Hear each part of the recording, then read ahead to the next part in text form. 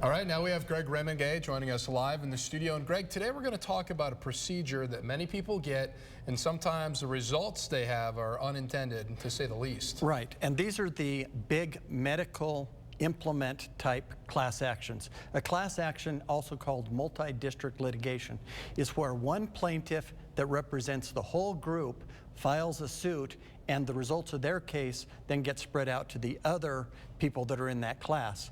Certain ones that are going on right now are hip and joint replacements, and then some of the mesh products. These products, we're not saying that the doctors did anything wrong. Right.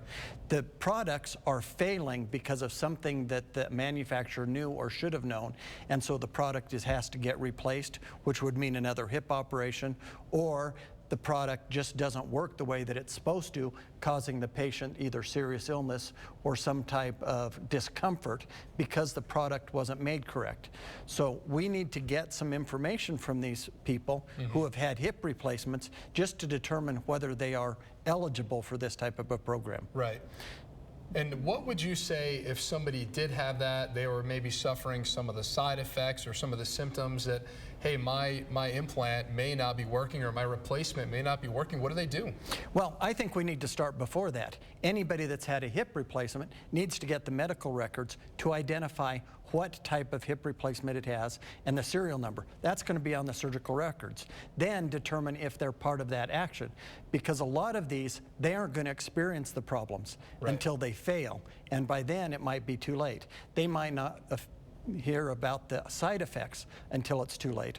One of the hip replacements, it causes the metal from the hip replacement to get into the blood system, causing lots of problems because of the metal doesn't interact well with the body. I can't imagine it would.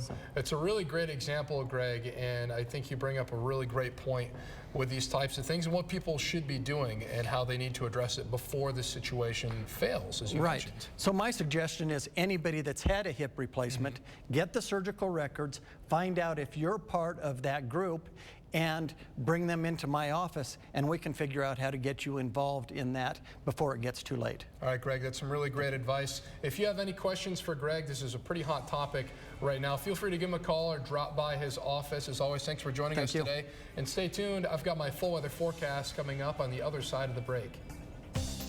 If you want Greg to answer one of your legal questions, visit krextv.com, click on Live in the Studio, and submit your question on the right side of the screen.